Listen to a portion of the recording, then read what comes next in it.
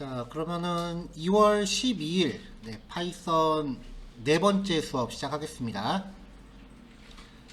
자, 오늘은 이제 7단원이고요. 연산자라고 하는 개념에 대해서 소개를 해드릴 겁니다. 자, 그래서 이제 연산자의 종류에 대해서 먼저 쭉 나열을 한 다음에 우리가 실습을 한번 할 거고요. 그리고 여태까지 이제 진행된 내용들이 조금 쌓였잖아요. 그래서 여태까지 진행된 내용들을 기반으로 해서 이제 간단하게 이제 실습까지 한번 내드릴 겁니다. 약간의 시간을 할애해서 문제 해결 한번 직접 해보시는 시간을 좀 부여를 할 거예요. 그래서 이제 연산자라는 부분을 공부한 다음에 일단 연산자 종류를 먼저 파악을 하신 다음에 각 연산자의 특징을 이제 설명할 수 있으면 되고요. 연산자라고 하는 거는 결국 이제 어떤 결과값을 도출하기 위해서 쓰는 거니까 연산 결과를 도출하기 위해서 이제 코딩을 진행하면 되겠죠.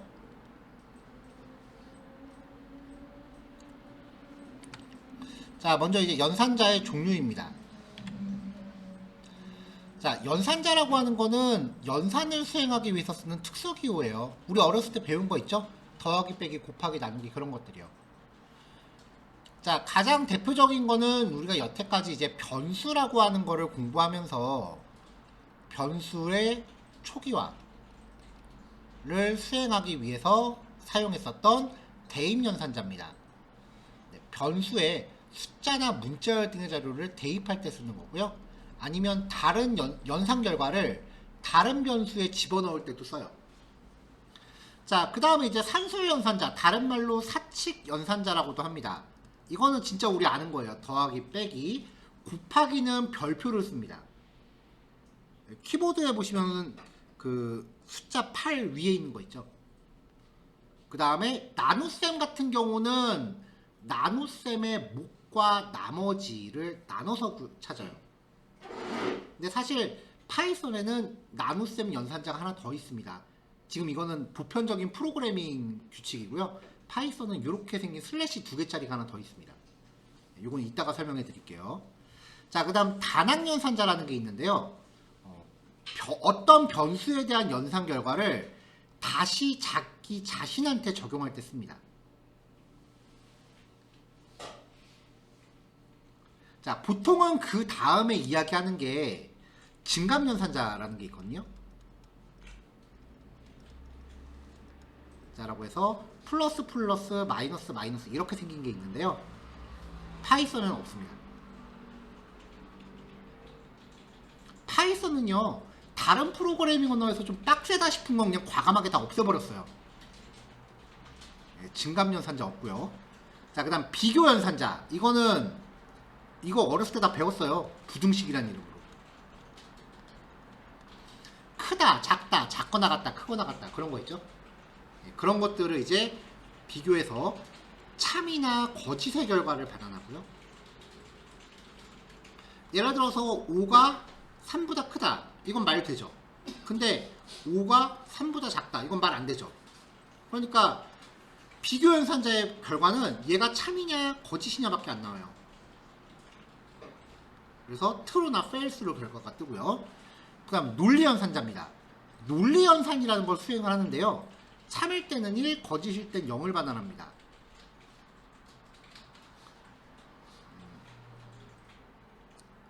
이거를 이제 저는 이거 중학교 때 이제 명제라는 단원으로 배웠어요. 네, 어저께 그 얘기하다 보니까 뭐였지?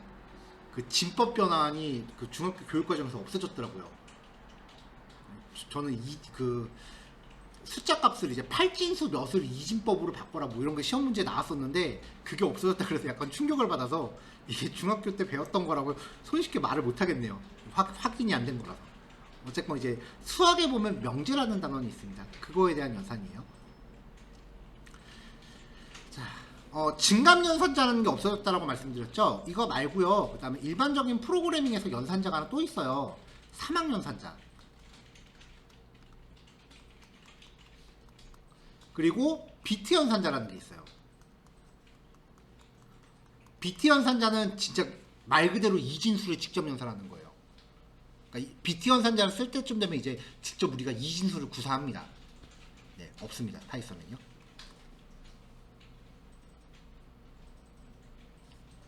그리고 BT 연산자는 있어도 안 씁니다. 네, 이진수 만지기는 좀 빡세잖아요. 그러니까 BT 연산자는 별로 신경 안 써도 되고요. 사막 연산자라는 게 파이썬에 없다라는 거 기억하시면 되고요. 자, 근데 이렇게 표로 보면은 뭔지 잘 감이 안 오죠? 이제 살펴보죠. 자, 대입 연산자. 좌변에 우변을 대입한다예요. 항상 오른쪽에서 왼쪽으로 들어갑니다. 반대는 성립이 안 돼요. 자, 수학에서는 이퀄 기호가 대입한다라는 의미랑 같다라는 의미를 같이 쓰는데 프로그램에서 무조건 대입한다라는 뜻이에요. 같다라는 뜻은 연산자가 따로 있습니다. 자, 변수의 값을 대입하는 경우 일반적인 변수 초기화 과정이에요. 파이에다가 3.14를 대입해라. 머니에다가 12,000을 대입해라. 똑같죠? 자, 그 다음에 변수에다가 다른 변수의 값을 대입하는 경우도 있어요. 3을 A에다 넣고 A를 B에다 넣어라. 그럼 결국 B가 얼마예요? 3이죠? 다른 변수의 값을 복사하는 과정으로 풀이됩니다. 대입 연산자 쉽죠? 자, 그 다음 산소 연산자입니다. 자, 일반적인 사칙 연산이에요. 더하기 빼기 곱하기까지는 그냥 상식선에서 생각하시면 돼요. 나눗셈을 조금 이제 신경 써야 되고요. 사칙 연산의 결과는 대입 연산자를 통해서 다른 변수에 대입될 수 있습니다. A는 5 더하기 10 이렇게 한다고요. 항상 오른쪽에서 왼쪽으로 들어간다는 것만 기억하세요. 반대는 성립이 안 돼요. 자, 정수하고 실수를 연산하면은 정수가 실수 형태로 자동 변환되기 때문에 결과는 실수가 된다. 자, 여기에서 우리가 알 수 있는 건 한국말이 제일 어렵다예요. 자, A는 1 더하기 1.1. A는 얼마죠? 2.1이죠. 자, 이 과정에서 우리가 생각할 수 있는 게 뭐냐면은 이걸 컴퓨터가 1.0 더하기 1.1로 해석해서 연산한다는 거예요. 그래서 정수가 실수로 자동 변환된다. 여기에서 약간 어리둥절한 표정 지으시는 분들은 이제 기존에 코딩하셨던 분들은 저게 말이 돼? 라면서 약간 어리둥절하실 수 있어요. 왜냐면 기존의 프로그래밍 언어는요, 정수하고 실수의 연산은 꿈도 못 꿔요. 정수하고 실수를 연산하면은 보통은 결과가 반드시 실수라는 보장이 없어요. 기본적으로 보편적인 프로그래밍 언어는 똑같은 타입밖에 연산을 못 하는데 얘네는 정수하고 실수를 계산을 했단 말이에요. 인터프리터 언어의 인터프리터 언어의 가장 큰 특징을 지난 시간에 한번 말씀드렸죠. 두 번째 특징은요, 자동 형변환이에요. 종류가 지들 맘대로 막 바뀌어요. 근데 이게 말이 좀 어렵다 싶으시면요, 그냥 우리가 알고 있는 수학적인 상식에서 생각하시면 돼요. 프로그램을 처음 하시는 분들은 이게 당연한 걸 거예요. 왜냐면 어렸을 때 우리가 이렇게 배웠으니까요. 근데 컴파일러 언어들은 이 변수를 사용할 때 어저께 앞에 변수의 종류를 명시해야 된다라고 말씀드렸었죠. 그래서 int 타입의 a에다가 1 더하기 1.1을 하면은 얘는 에러예요. 연산을 못해요. 왜냐면 2.1이 나오잖아요, 결과가. 이거를 정수에다가 대입을 못하는 거예요. 그래서 이거를 이제 소수점을 버리는 명령을 따로 내려줘야 돼요. 그래서 지금 이게 말이 돼 라는 표현을 제가 쓴 건데, 파이썬은 그런 거 없습니다. 그냥 수학적 연산은 우리가 갖고 있는 상식선에서 생각하시면 돼요. 그게 거의 모든 인터프리터 언어가 똑같아요, 특성이. 그걸 보통 자동 형변환이라고 합니다. 자, 그 다음 모든 수는 0으로 나눌 수 없습니다. 이거 한번 해보실래요? 2 나누기 0. 계산 안 돼요, 이거. 여기에 어떤 값이 오건 간에 네모 곱하기 0은 무조건 0일 수밖에 없어요. 그쵸? 그러면 2가 떨어지잖아요. 연산이 안 됩니다. 그래서 프로그램은 이렇게 처리하면 에러 납니다. 자, 연산자 종류입니다. 더하기, 빼기, 곱하기. 넘어갈게요. 자, 그 다음 곱하기가 두 번이면요 거듭제곱입니다. 그러니까 5 별 2 하면은 이거는 2, 5, 10이에요. 5 곱하기 10. 근데 5 별 2개 2 하면은 5 곱하기 5예요. 5의 제곱인 거죠. 됐죠? 슬래시 나눗셈의 몫을 계산하고요. 그냥 지가 할 수 있는 최선을 다합니다. 10 나누기 4라고 하면요. 보통 이걸 프로그램을 표기하면 10/4라고 해요. 그러면 이거 둘도 안 망설이고 2라고 대답하시는 분들은 전공하신 분들이에요. 파이썬은요. 지가 할 수 있는 최선을 다합니다. 2, 8 그러면 2 남죠? 그럼 우리는 흔히 소수점 하나 붙이죠. 소수점까지 그냥 알아서 지가 할 수 있는 최선을 다해요. 근데 만약에 이런 거 10 나누기 3 3, 9 .39 또 3 계속 가잖아요. 그쵸? 지가 갈 수 있는 데까지 가다가 에이 못하겠다 싶으면 오차를 만들어버리고 중단해요. 컴퓨터가 계산할 수 있는 소수점 자릿수를 최대한까지 계산하고요. 막판에 오차를 내고 중단합니다. 근데 그 오차는요. 반올림하더라도 값이 변하지 않는 범위 안에서 최대값이에요. 뭐 지금 한 말은 기억 안 하셔도 되고요. 적당히 오차만 발생한다라고 생각하시면 되고요. 소수점 몇째짜리까지 하느냐는 컴퓨터 성능에 따라 다릅니다.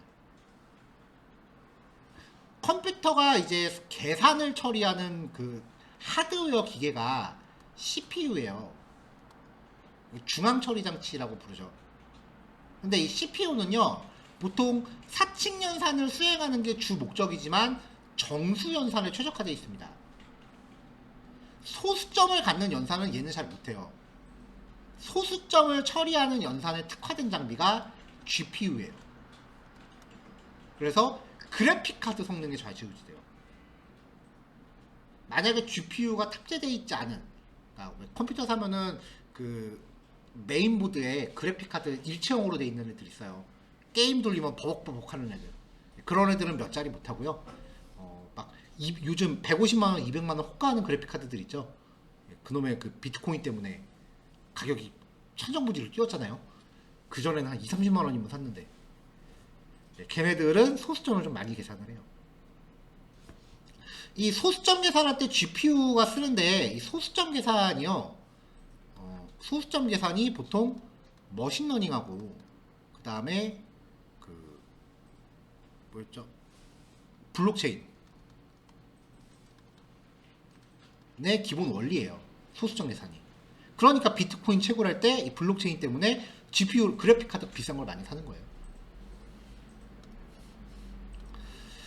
자, 슬래시 2개. 일반적으로 전공하신 분들이 알고 있는 프로그램 나눗셈은 이거예요. 정수 부분에 대한 몫만 구합니다. 10 나누기 3이라고 하면은 딱 3만 구하고 끝내요. 소수점까지 안 가고요. 나머지가 있어 버려요. 나머지가 있어도. 그래서 정수 부분에 대한 몫만 구하고요. 퍼센트 연산자 이것도 나머지예요. 이것도 나누기예요. 정수 부분에 대한 나머지를 구합니다. 그래서 10% 3이라고 하면 10의 3%가 아니라 10을 3으로 나눈 나머지를 취해요. 그래서 결과는 1입니다.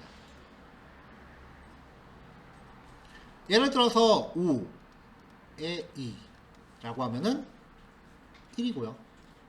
4에 2라고 하면 0입니다. 왜냐면 4는 2로 나눠 떨어지잖아요. 자, 여기서 우리가 알 수 있는 거 어떤 수를 2로 나눴을 때 나머지가 1이면 홀수고요. 0이면 짝수입니다. 자, 넘어갈게요. 자, 그 다음 단항연산자입니다. 어떤 변수의 연산 결과를 다시 그 변수 자신한테 대입할 때 쓰는 거예요. 자, x가 100이래요. 대입연산자가 있으면 항상 오른쪽을 먼저 보셔야 돼요. 그래서 오른쪽에서 왼쪽으로 들어가는 겁니다. 이걸 한꺼번에 생각하시면 안 되고 반으로 쪼개서 보셔야 돼요. 항상. 자, 100이 x에 들어가요. 100이라는 값이 있고 그게 x에 들어갔어요. 그 다음에 x 더하기 5래요. x가 얼마라고요? 100이었죠? 100 더하기 5를 해요. 그걸 다시 x에 넣어요. 그럼 x의 최종값은 105가 되겠죠. 그러니까 x 스스로 5가 올라간 건데 이걸 축약해서 표현하면 이렇게 나와요. 축약 표현이에요. 똑같은 의미예요. 자, 단항연산자는 모든 사칙연산자에 대해서 표현이 가능합니다. 그래서 요거를 이제 굳이 말로 표현하면은 x 스스로 5 증가, 그렇게 해석할 수 있을 겁니다.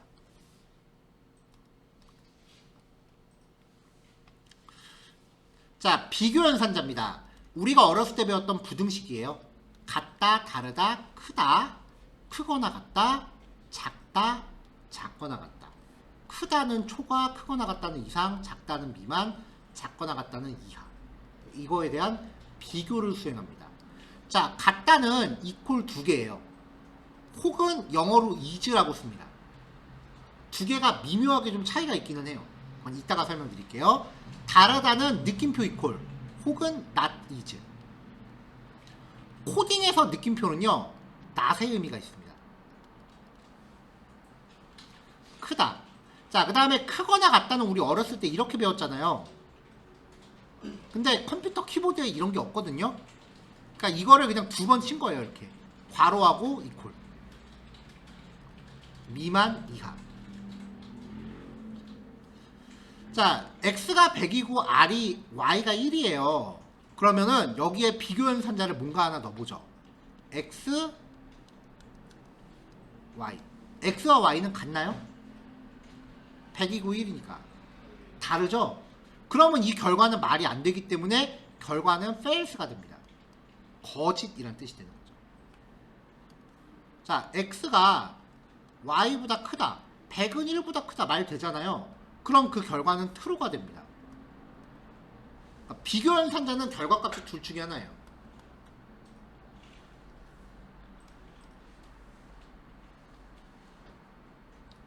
자, 그 다음 논리연산자. 여러가지 비교연산자의 결과나 논리값에 대해서 AND나 OR 연산을 수행합니다. 자, AND는요, 논리값을 비교해서 모두 참인 경우만 참이에요. 자, true and true 참이에요. true and true는 결과가 참이에요. 근데 true and false, false and true, false and false, true and false, false and true, false and false. 얘네들은 거짓이 하나라도 껴있죠. 그러면 결과가 무조건 거짓이에요. 이거 연산 여러 개로 묶을 수 있거든요. 자, 편의상 한 글자씩만 입력할게요. true and true and true and 한 100번 했다고 치죠. and 마지막에 false. 그러면 앞에 아무리 참이 많아도 마지막에 false니까 결과는 거짓이에요.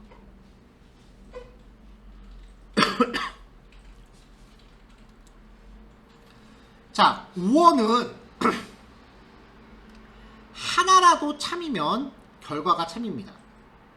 true or true 참, true or false 참, false or true 참, false or false 거짓. 요거 세 가지는 참이 하나라도 섞여 있기 때문에 결과가 참이고요. 마지막 것만 거짓입니다. 그러니까 얘도 false or false or false or 한 100개 했다고 치고 or 마지막에 true 이렇게 하나라도 참이 껴있으면 결과가 참이에요. 그러니까 요 두 가지 규칙만 기억하시면 됩니다.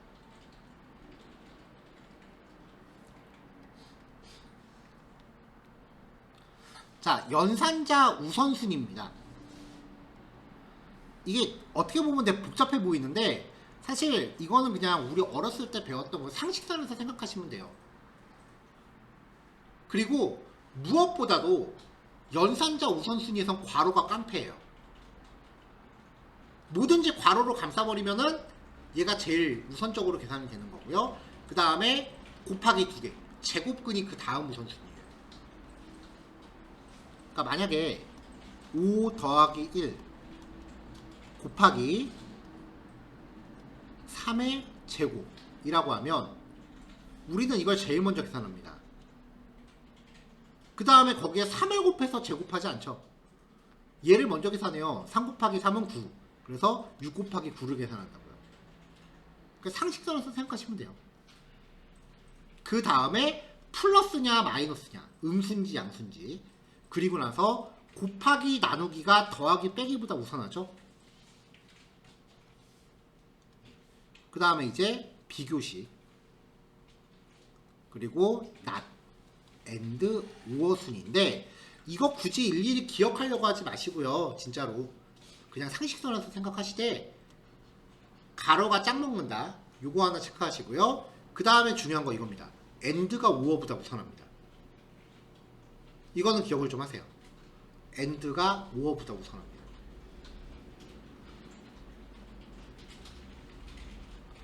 자, false, or, true, and, false 라고 할 때 만약에 이게 오어가 우선한다면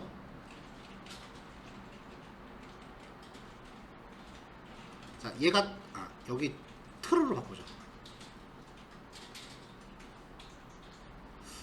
자, 여기가 먼저 계산된다면 거짓은 여긴 참이죠. true and true니까 결과는 참이 돼요. 오어가 우선한다면. 근데 and가 먼저예요. 그러면 여기가 먼저 계산되니까 이거는 참이죠. false or true니까 이것도 참이긴 하네요. and가 먼저예요. 어찌됐건. 자, 이렇게 해서 이제 연산자에 대해서 실습 예제 한번 이야기를 좀 해볼게요.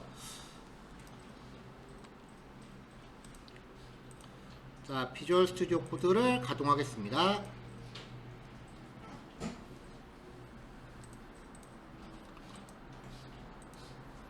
자, 항상 비주얼 스튜디오 실행하시면은 작업 폴더를 먼저 여셔야 된다고 말씀드렸죠?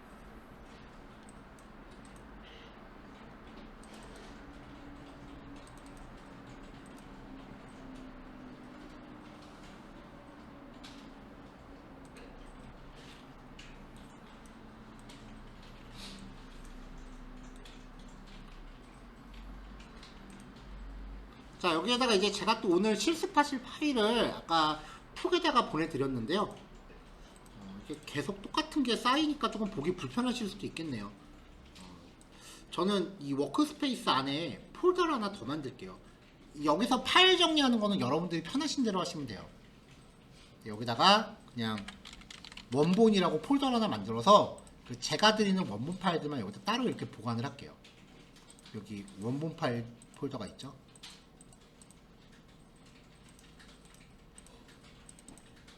여기다가 오늘 드린 파일들 집어넣겠습니다.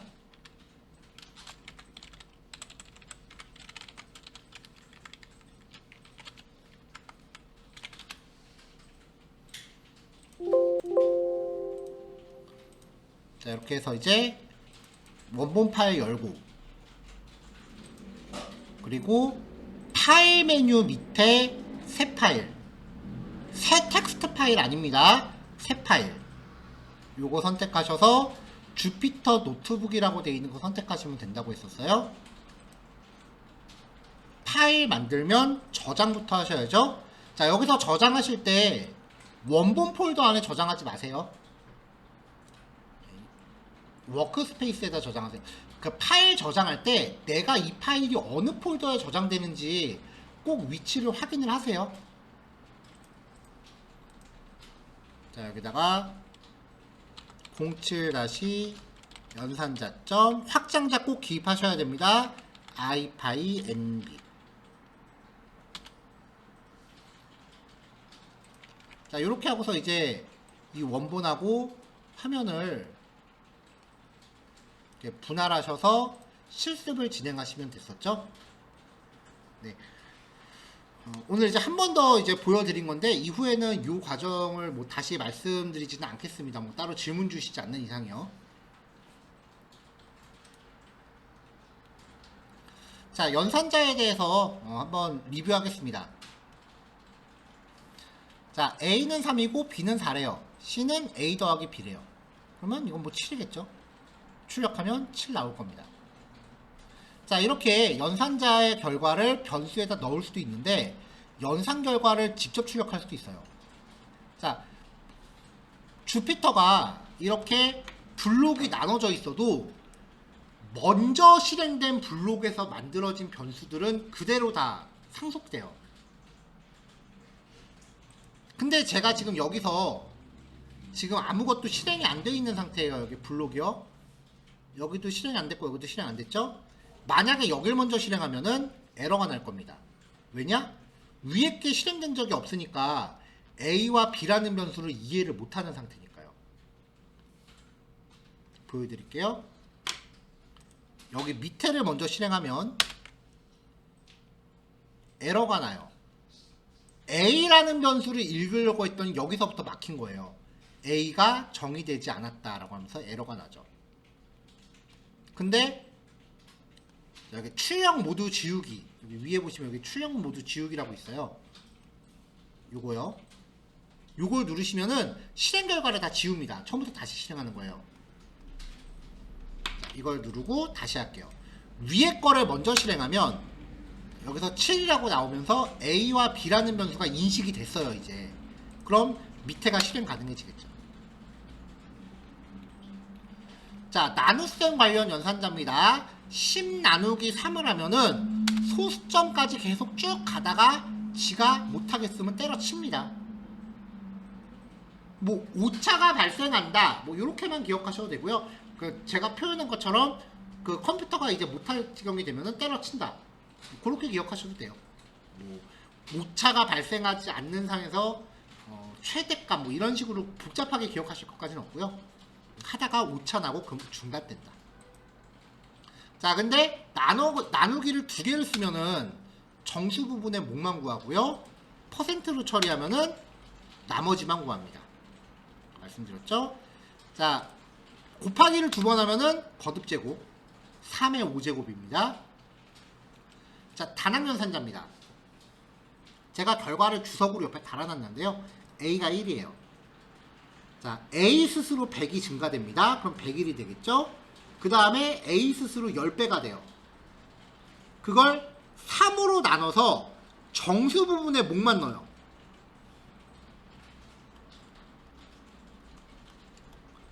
3, 3은 9, 11, 3, 3은 9, 이번에는 20, 3, 6, 18, 나머지 2. 소수점까지 갈 수도 있고 나머지 2라고 할 수도 있는데 슬래시를 두 개만 썼기 때문에 그냥 정수 부분의 목만 취하고 끝나는 거죠. 자, 336을 5로 나눠서 나머지를 취합니다. 퍼센트 연산자죠? 그럼 1입니다. 출력 결과 1이에요. 암산으로 한번 시도해 보시고 암산 결과가 맞는지 실행해 보시면 될 것 같아요.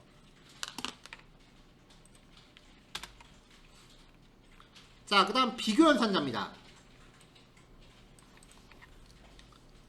자, 이퀄 두 개는 같다라고 했죠? 같다, 거짓, 다르다, 100과 50 다르다, 참, 100이 50보다 크고 나갔다, 참, 100이 50보다 크다, 참, 100이 50보다 작다, 거짓, 100이 50보다 작고 나갔다, 거짓. 그래서 fails, true, true, true, fails, fails.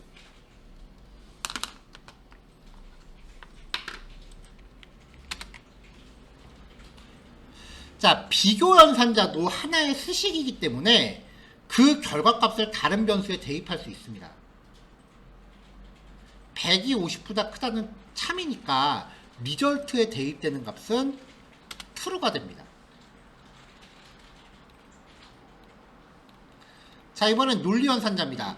논리연산자는 전체가 참인 경우만 결과값이 참이라고 말씀드렸죠. 자, 앞에 게 true면 뒤에 것도 true여야 되죠. 끝까지 봤어요? true네요. 참. 앞에 게 true면 뒤에 거 봐야 돼요. 거짓이네요. 거짓. 앞에 게 거짓이면 뒤에 거 볼 필요 있을까요? 안 봐도 됩니다. 그냥 무조건 거짓입니다. 자, 이게 좀 중요한데요. 실제로 컴퓨터 CPU는요, 엔드 연산을 수행할 때 거짓이 먼저 나오면 뒤에는 보지도 않습니다. 그래서 효율성을 따져서 코딩하려면 엔드 연산은요, 거짓일 가능성이 높은 걸 앞에다 배치하셔야 돼요. 그래야 코드 효율이 좀 올라가요. 자, 우어 연산은 하나라도 true가 있으면 결과가 true예요. 앞에가 true, 그럼 뒤에 안 봐요. 그냥 무조건 참이에요. 앞에가 참이면 뒤에 안 봐요. 그냥 결과 참이에요.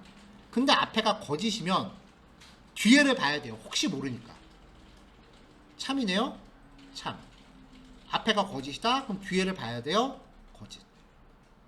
그러면 우어 연산자는 참일 가능성이 높은 연산을 앞쪽에 배치하는 게 처리 효율이 좋다는 거예요.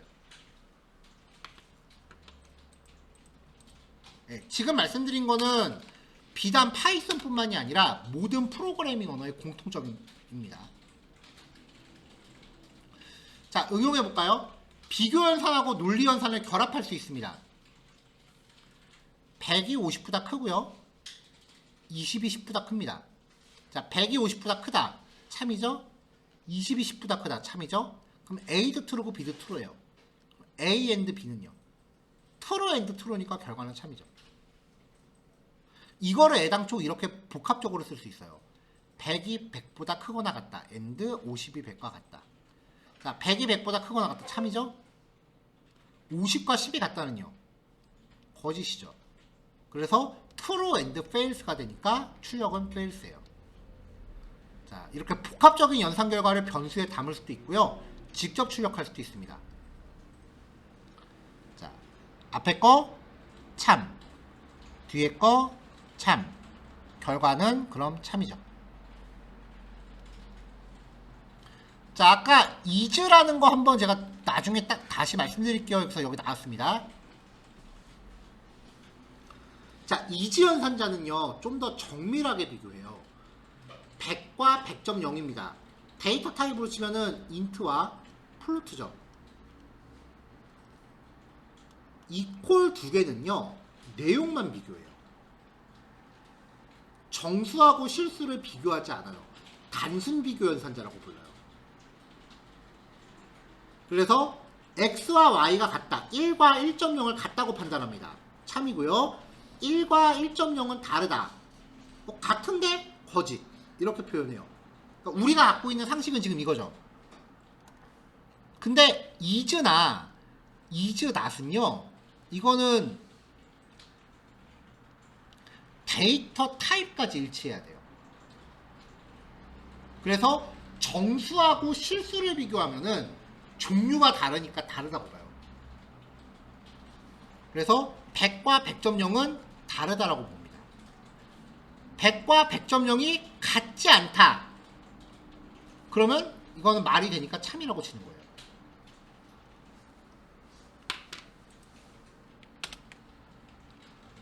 위에 거 실행 X 인식시키고 비교. 자, 같다 다르다 참 거짓이죠. 근데 얘네는 반대로 돌아요.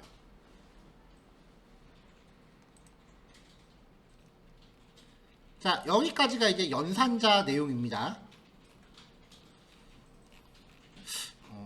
실습량이 좀 많나요? 내용이 어렵진 않으시죠, 여기는요. 차라리 아마 어저께 게 좀 더 이제 개념 같은 거를 제가 많이 말씀드려서 어저께 수업 내용이 좀 더 복잡하게 생각되셨을 텐데, 이거는 너무 어렵게 생각하지 마세요. 일단 여러분들이 갖고 계신 상식을 베이스로 생각하시면 돼요. 자, 요거 3시까지 실습 마무리 하시고요. 그럼 25분 정도 되는데, 타이핑 조금 낯서신 분들은 한 25분 정도는 필요하지 않을까 싶습니다. 그리고 10분 쉬었다가 3시 10분에 뵙도록 할게요.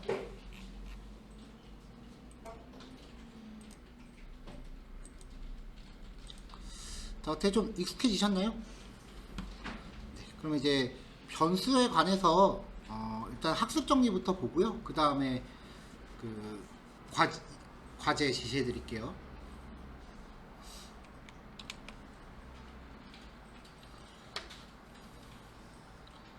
자, 연산자 종류는 대입, 사칙, 단항, 비교, 논리 연산자가 있다 라고 말씀드렸고요. 다른 프로그래밍 언어에서 쓰는 증감이나 사망, 그리고 비트 연산자는 파이썬엔 존재하지 않습니다. 나눗셈이 좀 특별했죠. 소수점까지 계산하는 슬래시, 정수형의 목만 계산하는 슬래시 2개, 나머지만 계산하는 퍼센트가 있었고요. 자, 단항 연산자는 어떤 변수의 값에 대한 연산 결과를 다시 자기 자신한테 대입하는 연산자다. 플러스 이퀄, 마이너스 이퀄, 곱하기 이퀄, 나누기 이퀄. 나누기는 또 이렇게 나눠지죠. 이런 것들이 가능하고요. 비교 연산자는 동일 여부와 크기를 비교하는 연산자로 논리형 결과값 true나 false가 되고요.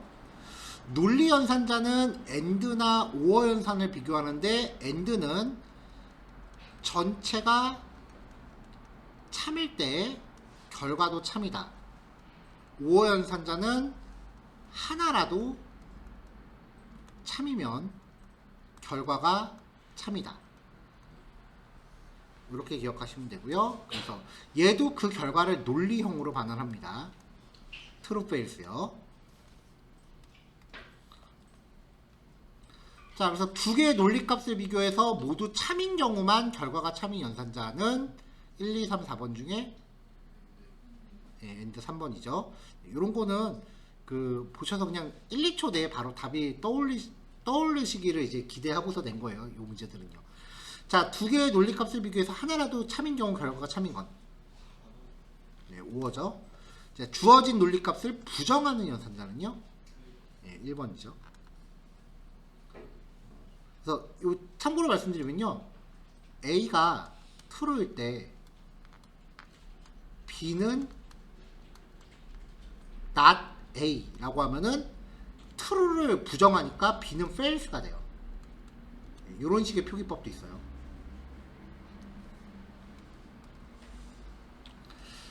자, 다음 단어는 이제 문자열인데요. 문자열 보기 전에 이제 문제 제시해 드릴게요. 비만도 계산을 해볼 거예요. 신체 질량 지수라는 게 있대요.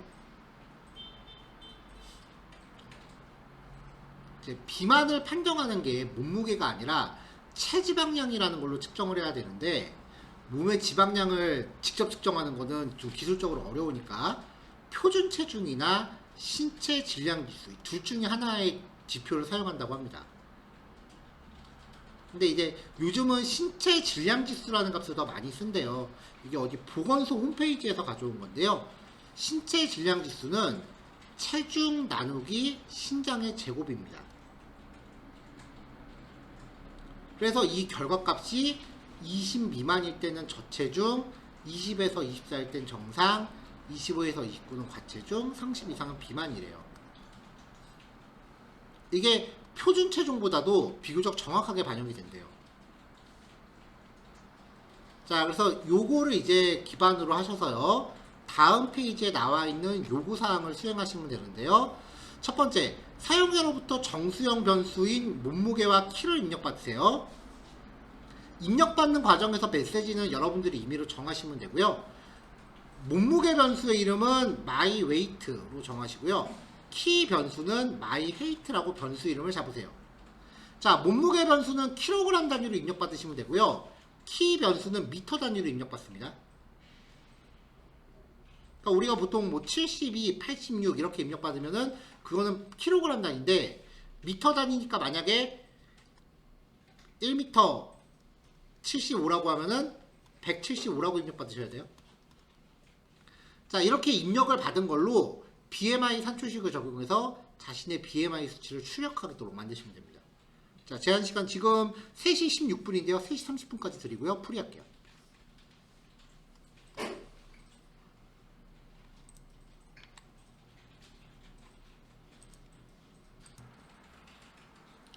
자, 말씀드린 시간 됐으니까요. 코드 한번 같이 생각해 보고요. 이 단어는 마무리하도록 할게요.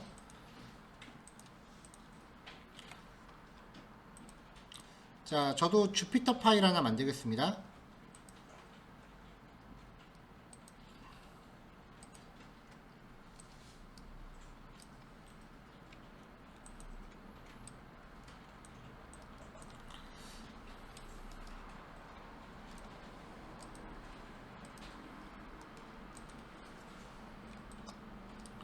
자, 첫 번째 사용 요구사항은 일단은 정수형 변수인 몸무게와 키를 입력받으라고 되어 있죠. 그리고 변수 이름은 myweight와 myheight입니다. 그래서 정수형 변수 키 몸무게 키 입력받기. 자, myweight는 입력을 받는 기능은 input이었어요. 여기서 키를 입력하세요 라고 지정해주면 되는데, 이렇게 입력받는 결과는 무조건 문자열이라고 말씀드렸었죠. 그래서 이거를 정수로 변환을 해줘야 돼요. 입력받은 결과를. 자, 그 다음에 myheight도 int input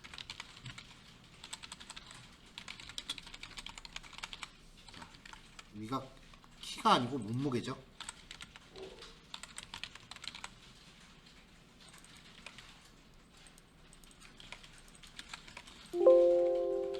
자, 잠깐 밑에다가 임시 블록을 하나 추가할게요. 자, A는 input 뭐 어쩌고저쩌고 입력을 받아요.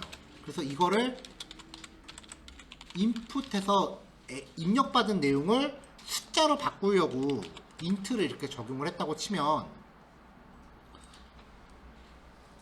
자, input의 결과가 A에 저장이 되죠. A는 여기 있죠. 그럼 결과적으로 이 input이 여기를 쓰인 거잖아요. 그러니까 이런 경우에 A라고 하는 이 변수를 소거하면 애당초 이렇게 코딩이 가능하다는 거예요. 한번 이렇게 추격해서 쓸 수 있다는 겁니다. 자, 변수값 여기서 한번 확인해 볼게요. 뭐 출력하는 건, 여기서 입력받은 내용을 출력하라는 거는 문제 요구사항은 아니었지만 한번 출력해 볼게요. print myweight랑 print myheight 두 개를 출력해 보겠습니다. 자, 몸무게를 입력하세요. 90 정도 입력을 할게요. 키를 입력하세요. 175 입력합니다. 자, 그럼 90과 175가 나왔죠? 자, 이걸 가지고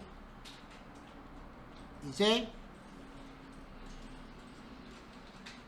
요 계산식을 적용을 하래요. 자, BMI는 체중 myWeight 나누기 신장의 제곱이래요. 그래서 프린트 BMI를 출력을 해보면,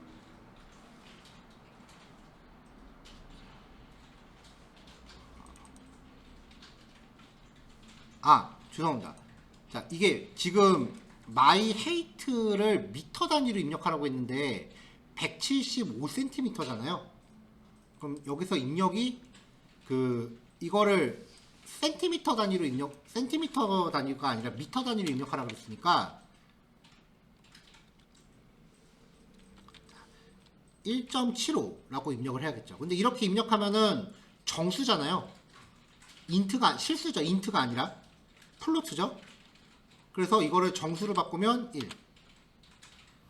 이렇게 되겠죠. 자, 다시 그래서 몸무게 90, 키 1 이렇게 해서 코드 실행하면 이렇게 결과 나오죠.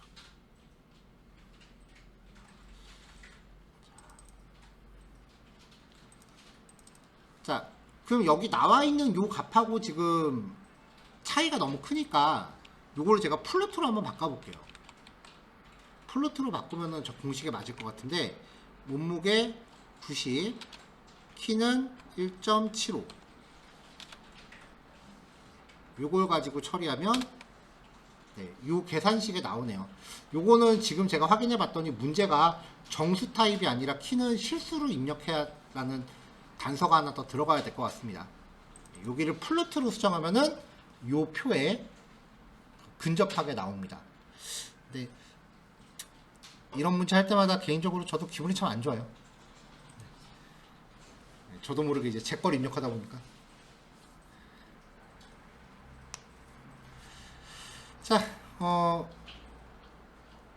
그래서 결과를 좀 더 정확하게 하기 위해서 문제 요구사항하고 살짝 다르게 변경을 준 게 이 부분이에요. 자, 요거는 따로 그 자료 배포된 게 아니니까 지금 필요하신 분들 필기하시면 되겠습니다.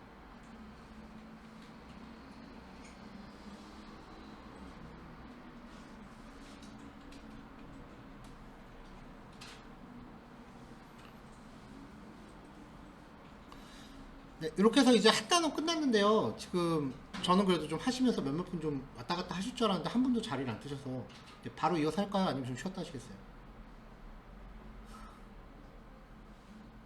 네. 아, 질문이세요? 아, 네. 뭐 따로 휴식 시간 필요 없으신가요? 아니면 아무것도 말씀을 안 하시면 그럼 저기 질문만 체크해 드리고요. 바로 다음 거 넘어갈게요. 네, 잠시 녹화 잠깐 끄겠습니다.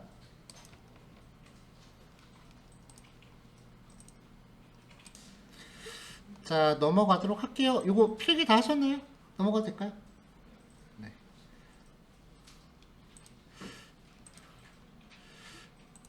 자, 기본적으로 이제 우리가 본격적으로 이제 실습이 이제 어제부터 슬슬 조금씩 실습이 생겼잖아요. 기본적으로 실습 시간 그 할당을 할 때 보통 이제 저는 쉬는 시간 같이 붙여서 할당을 해요. 그러니까 실습 시간 도중에 휴식 필요하신 분들은 뭐 그냥 편하게 왔다 갔다 하시면 됩니다.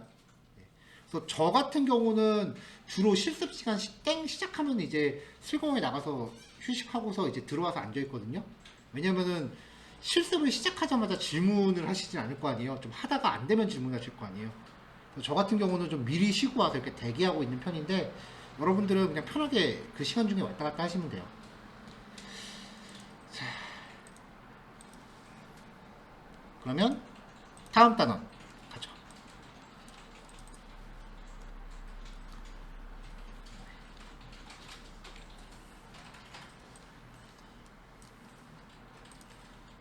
자, 녹화가 계속되고 있습니다.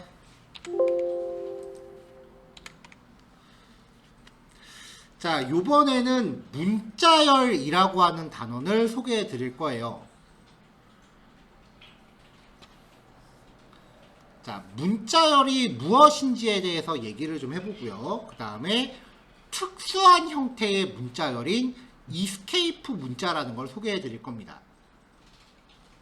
그래서 이 단원을 통해서 문자열의 특성이 뭔지 파악하고 활용, 그 다음에 이스케이프 문자라는 게 뭔지 파악하고 활용, 이렇게 이제 진행을 할 겁니다.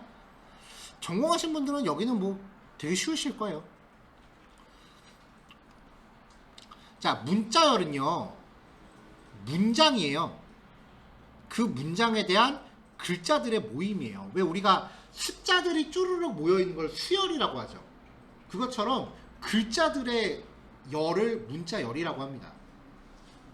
자, 문자열을 표현하기 위해서는 쌍따옴표나 호따옴표의 쌍으로 문장을 감싸야 됩니다. 그러니까 쌍따옴표로 묶거나 호따옴표로 묶으시면 돼요. 이것도 이제 전공하신 분들은 여기서 혼선이 오는데 보통은 프로그래밍 언어는 문자열은 쌍따옴표만 써요. 컴파일러 언어들은. 그리고 호따옴표는 다른 용도로 써요. 그래서 한 글자를 표현할 때 이제 호따옴표를 써서 얘를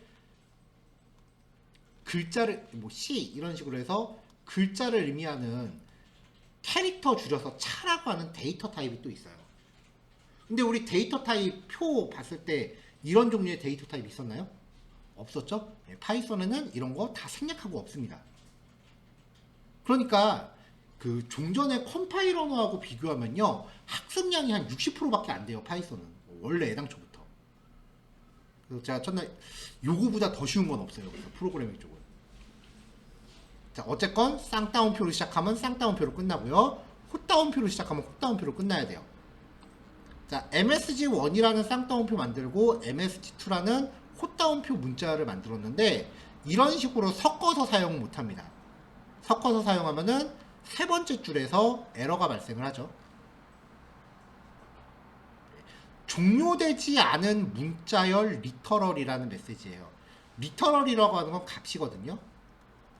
그래서 쌍따옴표로 열었으니까 쌍따옴표로 끝나야 되는데 그게 종료되지 않았다는 뜻이에요 지금. 그래서 에러 메시지를 보면은 해답이 다 나옵니다. 그러니까 꼭 에러 메시지를 해석 한번 해보시고 구글 번역기 돌려서 해석해보시고 그게 의미하는 게 어떤 내용인지 꼭 파악하시기 바랍니다. 지금 우리가 2주차죠. 그러니까 수업이 2주밖에 안 남았잖아요. 물론 그 뒤에 파이썬 2가 아마 또 열릴 거예요. 네, 그 과목에서는 여기 계신 분들이 이제 그대로 다시 재등록을 하신다라는 보장이 없으니까 만약에 1개월 차만 듣고 마무리를 하신다면은 2주 후에는 이런 거를 물어볼 사람이 없어진다는 소리예요. 제가 없으니까. 그러니까 그 안에 이 메시지 파악하시는 방법을 빨리 익혀두셔야 돼요. 그게 더 중요합니다. 사실 여기 제시되는 이 소스코드는 인터넷 뒤지시면 똑같은 거 많아요. 어떻게 보면 제가 만들어드리는 것보다 더 좋은 코드가 있을 수도 있어요. 근데 문제 해결을 위해서 접근하는 과정은 지금 아니면 못 익히세요. 그런 것들 위주로 꼭 학습 부탁드릴게요. 자, 문자열도 연산이 가능해요. 덧셈이요. 문자열끼리 덧셈을 하면 연결을 합니다. 이렇게. 이거는 그럴싸하죠? 그런 거 같죠? 자, 문자열을 저장하는 변수 2개를 더해도 문자열을 연결하는 것과 똑같습니다. 여기서 또 하나 중요한 게 안에 들어있는 내용이 무엇이건 간에 따옴표로 감싼 거는 무조건 문자열이에요. 그러니까 얘가 숫자의 탈을 쓴 문자열인 거예요. 지금 우리가 인풋 함수로 입력받으면 이 상태인 거죠. 사실은.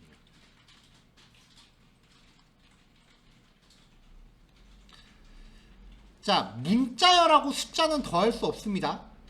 더하면은 문자열끼리만 연산 가능하다. 인트는 안 된다. 이런 식으로 에러가 납니다. 문자열하고 다른 데이터 타입은 덧셈이 안 됩니다. 자바 같은 경우는 이게 허용이 되는데 파이썬은 안 돼요. 자, 문자열하고 이제 숫자는 곱할 수 있습니다. 헬로에다가 10을 곱하면 그 결과는 헬로를 10번 나오게 해요. 이것도 좀 그럴싸한가요? 근데 문자열끼리 곱셈은 안 돼요. 문자열과 문자열 덧셈 가능하고요. 문자열과 숫자 곱셈 가능합니다. 그 외에는 어떠한 연산도 안 됩니다. 나눗셈 같은 거, 뺄셈 같은 거는 더더욱 안 돼요.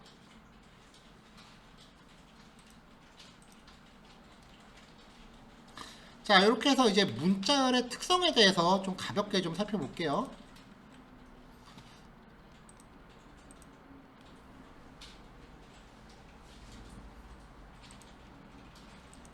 네, 이스케이프 문자 쪽이 내용이 좀 많지 문자열 자체는 별거 없어요.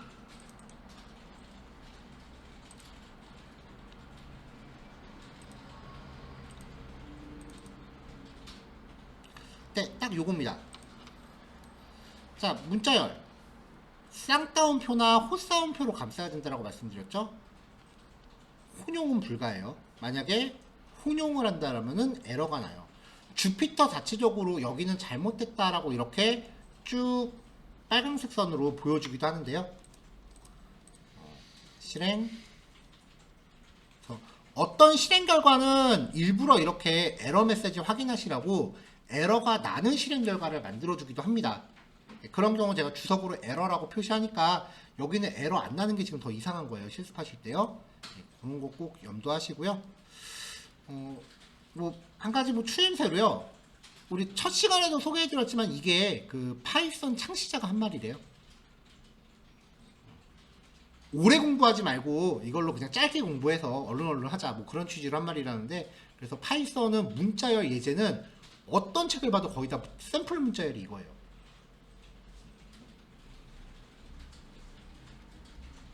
자, 이게 이제 문자열의 기본 특성이었고요. 그 다음 연산규칙. 자, 덧셈은 연결이라고 말씀드렸죠. MSG1이 Life is too short고요. MSG2가 You need Python이에요. 그거를 지금 덧셈을 했어요. Life is too short. 그 다음에 콤마와 띄어쓰기를 연결했고요. 그 뒤에 You need Python이에요. 그러니까 결합하면은 중간에 이런 추임새를 연결한 거죠. 자, 숫자랑 곱하면 이렇게 되고요. 요거 어저께 한번 그 말씀드렸던 건데, 따옴표로 감싸면 무조건 문장이에요. 숫자가 아니니까 이 연산 결과도 문자열 연산 규칙을 따릅니다. 이렇게 되는 거지 절대 2만 100이 아니라는 거죠. 그래서 이거를 제대로 연산하고 싶으면은 인트 함수로 감싸야 된다고 했었죠.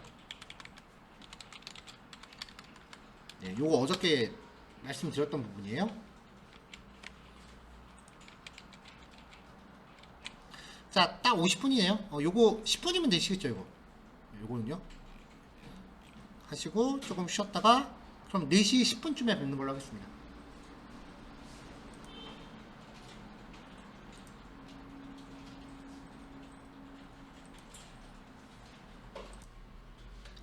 자, 말씀드린 시간 다 됐으니까요. 넘어가도록 할게요.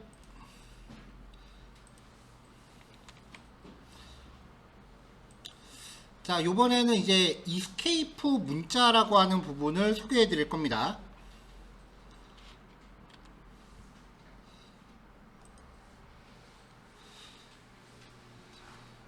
자, 쌍따옴표로 구성된 문자열 안에 진짜로 출력될 때 쌍따옴표를 넣고 싶다라고 가정을 해보죠.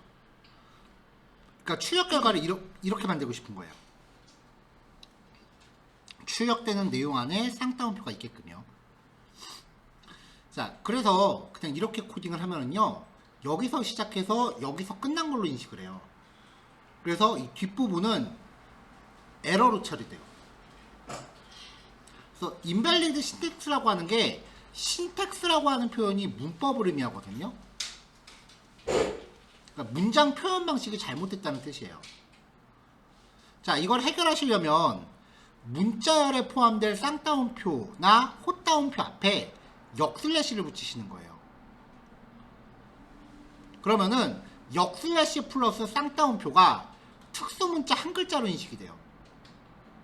그러니까 이게 두 글자가 아니라 한 글자입니다. 역슬래시 뒤에 오는 어떤 글자까지 합쳐서 이제 특수문자 한 글자로 인식을 해요. 자, 그래서 이제 출력할 때 쌍따옴표가 그대로 출력이 되는 거죠. 그럼 이제 역슬래시가 뭐냐? 자, 이스케이프 문자가요, 문자열에 포함할 수 있는 특수 문자인 건데요. 뭐 이스케이프 스트링 혹은 확장 문자라고 부릅니다. 터미널, 우리 명령 프롬프트 같은 거 있죠? CLI 환경, CLI 환경과 프린터의 줄바꿈 혹은 탭키 이동, 이런 동작을 지정할 때 써요. 그래서 역슬래시하고 기호 혹은 글자를 조합해서 한 글자를 만드는 특수 문자입니다.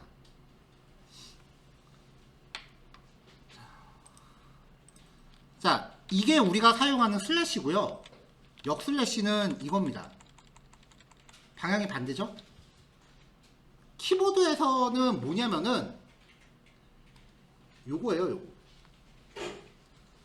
얘가 역슬래시. 이거 원 표시 아닙니다. 이거 우리나라 통화 원 표시 아니에요. 그러면은 미국 키보드는 여기가 달러로 나와 있게요. 아니에요. 이거 돈 의미하는 거 아니에요. 얘가 특수 문자인데요. 사용하는 글꼴 모양에 따라서 이렇게 표시되거나 아니면 이렇게 표시가 돼요.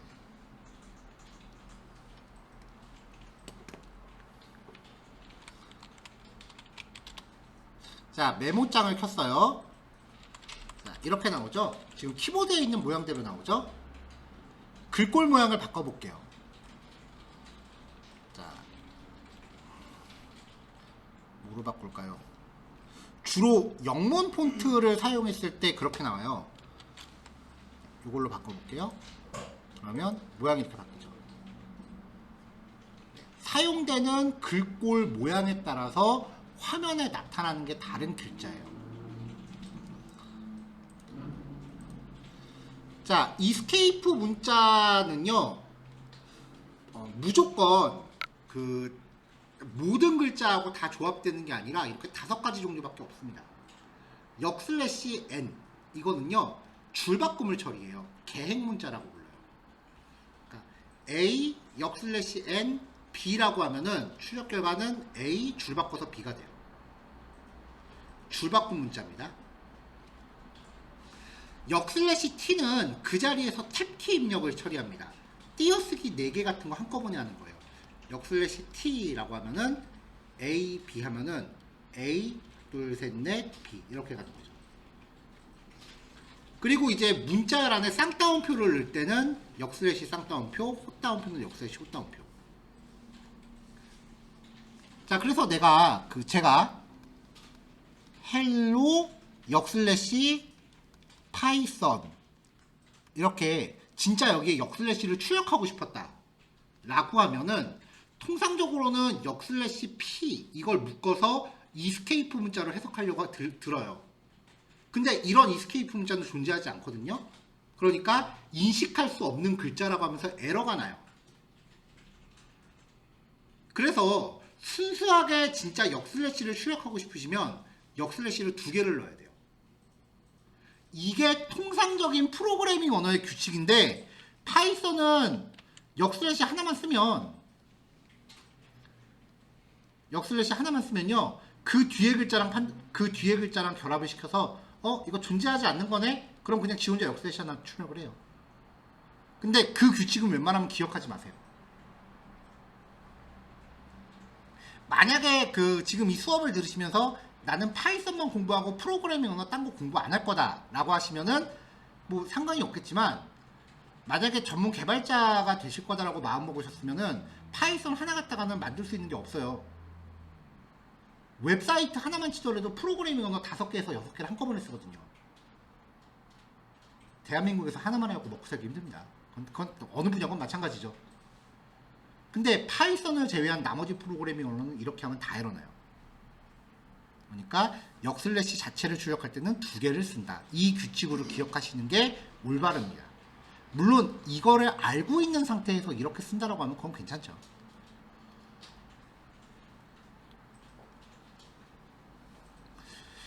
자, 이스케이프 문자 없이 따옴표를 넣는 방법도 있는데요. 이건 일종의 꼼수입니다. 자, 문자열을 쌍따옴표로 표현을 한다. 그러면 그 안에서는 헛따옴표는 만들어 쓰셔도 돼요. 왜냐면 이렇게 짝을 맺으니까.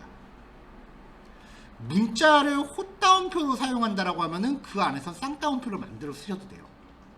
이거는 일종의 문법적인 특성을 활용한 꼼수예요.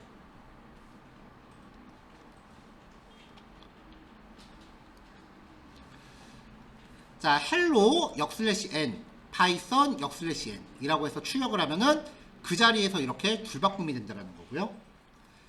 역슬래시를 2개씩 넣으면은 그 자리에서 이렇게 역슬래시 자체가 출력되는 거고요. 자, 요렇게입니다. 글자가 좀 겹치네.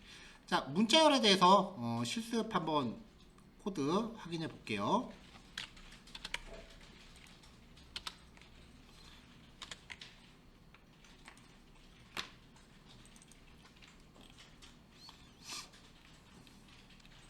자, 첫 번째 문자열 안에 쌍따옴표 넣기, 이스케이프 문자 사용한 거예요. 쌍따옴표로 표현된 문자열 안에서는 역슬래시 쌍따옴표를 넣어야 온전하게 쌍따옴표가 출력된다라고 말씀드렸죠. 이렇게요. 만약에 역슬래시를 지우면은 문장 에러고요. 역슬래시만 이렇게 넣었다라고 치면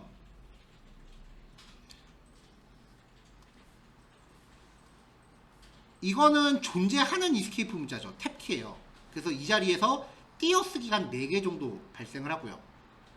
그 다음에 역슬래시하고 띄어쓰기는 존재하지 않는 이스케이프 문자이기 때문에 여기서는 원래는 안 그러는 게 맞지만 역슬래시가 고지곧대로 출력이 된다는 거죠. 그래서 이렇게 해놓고 실행하면은 탭키 자리에선 띄어쓰기가 4개 정도 한꺼번에 나오고 여기는 그대로 나와요. 근데 이 자리에서 역슬래시 2개를 넣어도 출력 결과는 마찬가지로 역슬래시 하나예요. 원래는 이게 맞다는 거죠. 자, 코드 원상복귀 시켰습니다. 자, 홑다운표로 구성된 문자열에서는 역슬래시 홑다운표를 쓰면은 온전하게 출력이 된다. 자, 역슬래시에는 줄바꿈 처리라고 말씀드렸고요. 줄바꿈 됐죠?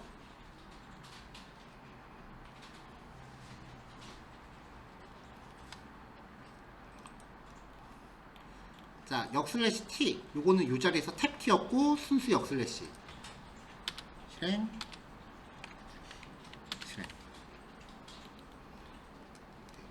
탭키 순수 역슬래시. 자, 다 확인됐죠? 자, 그 다음에 이제 아까 말씀드린 것처럼 다운표 쌍 조절. 쌍따옴표 안에서는 홑다운표는 맘대로 쓸 수 있다. 홑다운표 안에서는 쌍따옴표 맘대로 쓸 수 있다. 네. 별로 문제되는 내용 없죠?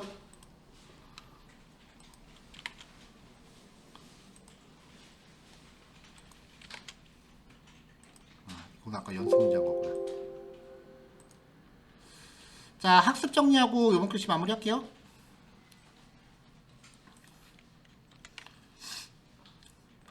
자, 문자열이라고 하는 거는 문장을 표현하는 글자들의 모임을 값으로 갖는 변수다. 글자들의 모임이라는 게 포인트입니다. 자, 문자열을 표현하기 위해선 쌍따옴표나 홑다운표의 쌍으로 값을 감싸야 된다라고 했고요. 문자열끼리의 덧셈은 값을 연결하고 문자열과 숫자의 곱셈은 같은 내용을 곱해진 수만큼 반복한다. 이스케이프 문자는 문자 안에 따옴표를 포함하거나 줄바꿈, 탭 문자를 포함시키기 위한 특수 문자다. 역슬래시와 한 글자를 결합해서 표현한다. 종류에 대해서는 표 참조하셔서 기억하시면 되겠습니다. 자, 얼마나 기억하시는지 볼까요? 자, 문자열끼리 연산 수행은 1번이죠. 줄바꿈 표시 계획 문자는요. 3번. 이거 굉장히 많이 씁니다, 진짜로요. 자, 주어진 문자를 여러 번 반복하기 위한 연산자는 3번이죠. 네. 자, 실습 예제가 짧아서 시간을 풀로 다 드리기가 조금 애매하네요. 자, 실습 시간 20분만 할애할게요. 그리고 쉬는 시간은 그냥 5분만 할애하겠습니다. 그래서 45분에 다음 거 좀 더 보기로 하죠. 그 사이에 그 교환 하나 또 정리해서 단톡방에 올릴게요. 45분에 뵙겠습니다. 자, 시작하도록 하겠습니다.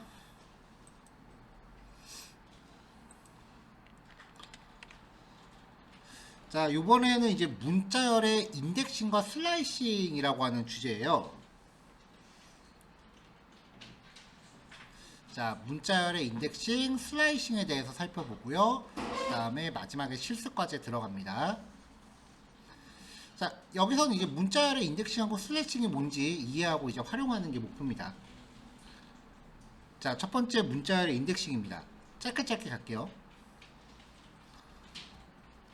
자, 문자열의 인덱스 번호라는 개념부터 살펴보죠. 자, 각각의 글자한테 부여되는 0부터 시작되는 일련 번호를 뜻해요. 그러니까 이런 식의 문장 you need python이라는 문장이 있다면 0부터 이렇게 쪼르륵 일련 번호가 부여돼요. 여기서 특이사항은요, 띄어쓰기도 한 글자입니다. 띄어쓰기도 엄연히 한 글자를 차지해요. 자, 음수 형태의 인덱스 번호도 가능합니다. 마이너스 1부터 부여돼요. 앞으로 갈 때는 0부터 시작하는데 뒤로 갈 때는 마이너스 1부터 시작하는 이유는요. 0하고 마이너스 0은 같은 값이라서 그래요. 구별이 안 되거든요. 그래서 음수 형태의 인덱스는 마이너스 1부터 시작을 합니다.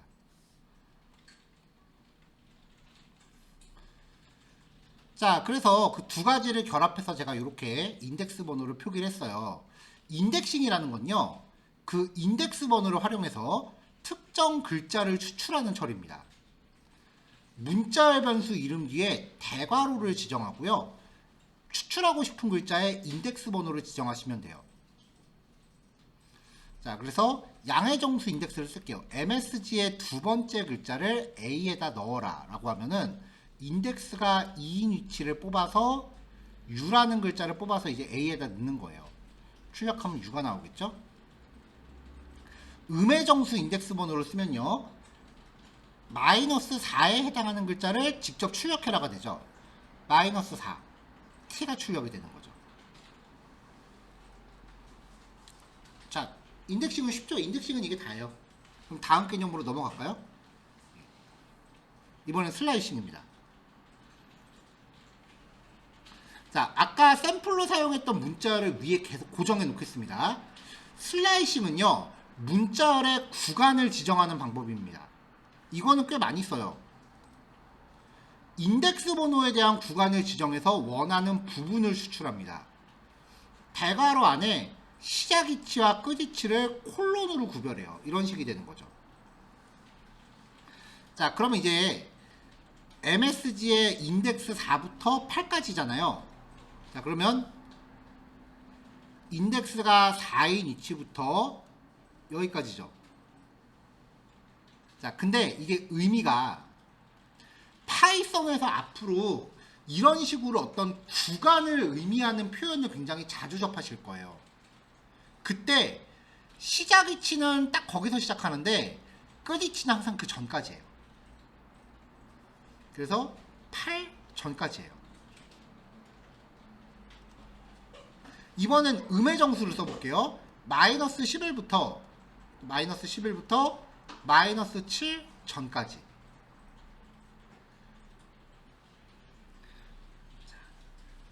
자, 이거 표현하실 때 MSG에 마이너스 7부터 마이너스 11까지 이런 식으로 표기하시면 에러 납니다. 추출 방향은 항상 이 방향이에요. 이거 유의하셔야 되고요. 어떤 책은 자, 마이너스 7하고 마이너스 8이면 사실 이 방향으로 가니까 마이너스 7 다음까지라고 해도 틀린 말은 아니지 않나요? 그리고 어떤 책은 마이너스 7 다음까지, 마이너스 7 이후까지 뭐 이렇게 설명하는 책도 있어요. 그래서 이 설명을 보다 보면 이 구간에 대해서 얘기할 때 책마다 용어가 조금씩 다르니까 이게 좀 헷갈려요. 이거를 딱 한 방에 정리하면요. 무조건 끝이치 왼쪽 것까지입니다. 이렇게 정리하시면은 어떤 설명을 갖다 붙여도 다 통용돼요.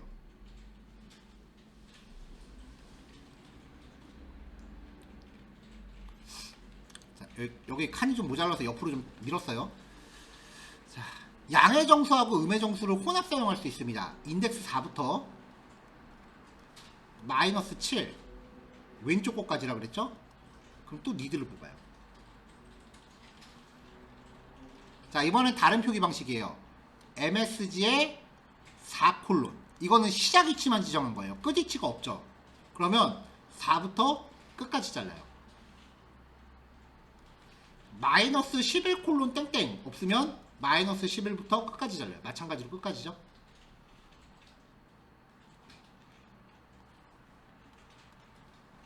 자, 시작 위치만 지정하는 게 있으면 반대되는 것도 있겠죠. 끝 위치만 지정하는 것도 있습니다. 자, 처음부터 인덱스 8 왼쪽 것까지라고 말씀드렸죠. 그럼 처음부터 U need가 오는 거예요. 자, MSG의 마이너스 7이니까 마이너스 7 왼쪽 것까지 U need. 자, 그럼 두 개가 다 없으면 처음부터 끝까지 출력합니다. 사실 이거는 그냥 MSG라고 출력하는 거랑 차이가 없긴 하겠죠. 자, 이게 슬라이싱입니다. 자, 코딩은 이제 조금 이따 살펴보기로 하고요. 네, 정리 내용부터 보죠. 간단하죠. 자, 문자열에는 이제 0부터 시작하는 일련 번호가 부여되고요. 이걸 인덱스라고 부른다고 말씀드렸어요. 자, 문자열 변수 이름 뒤에 대괄호를 명시하고 msg라는 변수가 있다면은 대괄호를 명시하고 이 괄호 안에 문자열의 인덱스 번호를 지정하면, 만약에 3 이렇게 지정하면은 그 위치에 글자를 추출할 수 있는데 이걸 인덱싱이라고 부르고요. 그 다음에 시작 위치 콜론 끝 인덱스, 시작 인덱스 콜론 끝 인덱스, 만약에 3 콜론 6 이런 식으로 하면은 범위를 지정해서 원하는 부분을 추출하는데 이걸 슬라이싱이라고 합니다. 자, 그러니까 이렇게 되는데 여기 지금 정리 안 돼 있는 게 요 마지막 6번째는 포함되지 않고 항상 그 전까지다. 마이너스 인덱스는 그렇게 자주 쓰진 않습니다. 한 사용 비중이 9대1 정도라고 할까요?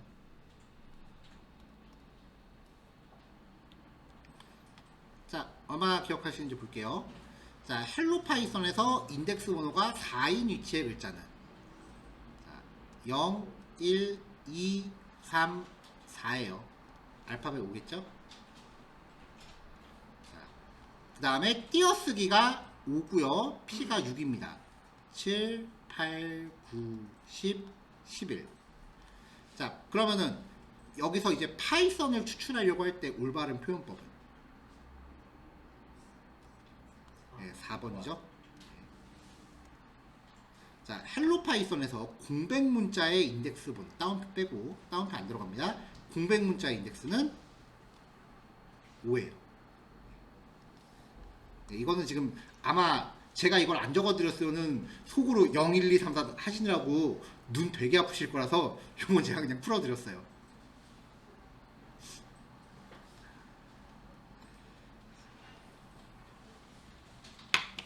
자, 그럼 이제 실습 예제 한번 볼게요.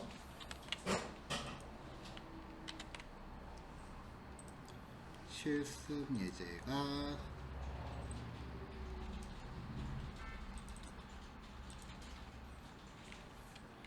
자, 실습을 위한 문자열 변수를 추출해 볼게요. 자, life is too short, you need python입니다.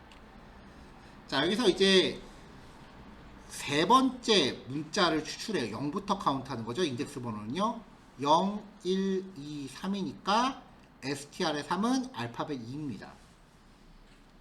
마이너스 3이라고 하면 얘는 마이너스 1, 마이너스 2, 마이너스 3. 앞으로 갈 때는 0부터 시작하지만 뒤에서 올 때는 마이너스 1부터 시작한다 했죠. H입니다. 네, 인덱싱은 뭐 이 정도 보시면 되고요. 그 다음에 슬라이싱. 자, 마찬가지로 아까랑 똑같은 문자를 초기화했고요. 자, 0번째부터 4번째까지래요. 0, 1, 2, 3 띄어쓰기가 4예요. 그러면 출력되는 내용은 life가 되는 거죠. 이게 차이를 보면은요. 여기를 실행할게요. 자, 출력된 내용을 들어가면은 life 2에서 딱 끝나죠. 5라고 하면요. 똑같이 life인데 드래그 해보면 뒤에 띄어쓰기 하나 더 있는 거 보이세요? 아까랑 확연히 다르죠. 띄어쓰기도 엄연히 한 글자예요.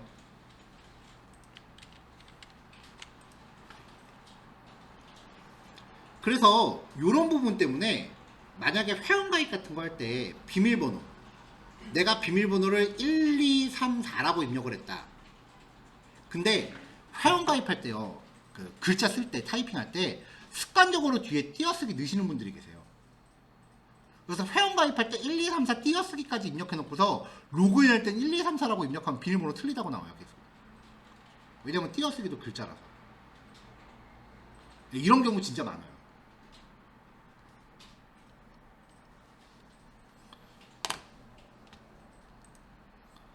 이게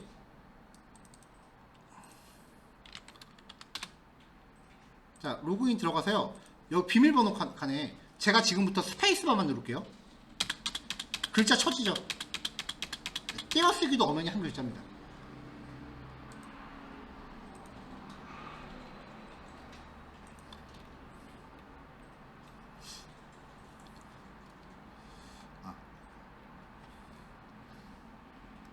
자, 5번째부터 7번째 전까지. 자, 여기가 3, 4였고요. 5. i가 5예요. 그러면 그 옆에는 6이고 그 다음 띄어쓰기가 7이죠. 자, 5부터 7 전까지니까 이즈가 됩니다. 자, 19번째부터 끝까지 줄줄. 아, 이거 언제 다 8, 9, 10, 11, 12, 13, 14, 15, 16, 쉼표 17, 띄어쓰기 18. U가 19예요. Y가. 그러면 유니드 파이썬이 나오겠죠. 자, 처음부터 마이너스 17번째 전까지. 쉼표가 17번째였어요. 그 전까지니까 life is too short가 되겠죠. 자, 요거를 계속 띄워놓고 봐야 되니까 이 코드들은 저는 좀 지울게요. 살펴본 건. 자, 요거는 처음부터 끝까지였고요. 그 다음에 19번째부터. 자, 아까 쉼표가 17번째였어요. 띄어쓰기는 18번째, y가 19예요. 여기부터 마이너스 1, 마이너스 2, 마이너스 3, 마이너스 4, 마이너스 5, 마이너스 6, 마이너스 7. 여기가 마이너스 7이네요. 그거 왼쪽 것까지였죠. 그럼 U 니드가 됩니다.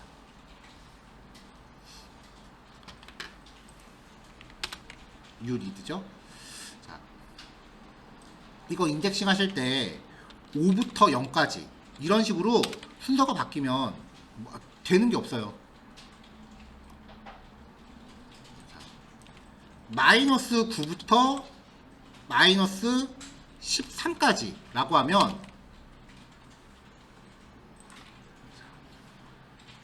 이 방향으로 가니까 마이너스 9는 여기 앞쪽에 있겠죠. 그리고 계속 가면 마이너스 13은 이쪽에 있겠죠. 이렇게 입력하면은 글자 이렇게 역으로 슬라이싱 해야 되는데 그렇게 되면 인식을 못해요. 항상 추출은 이 방향으로 가야 된다고 말씀드렸죠. 그래서 추출을 정확하게 하시려면 마이너스 13번째부터 마이너스 9번째까지 이렇게 가셔야 돼요. 뭐라도 나오려면.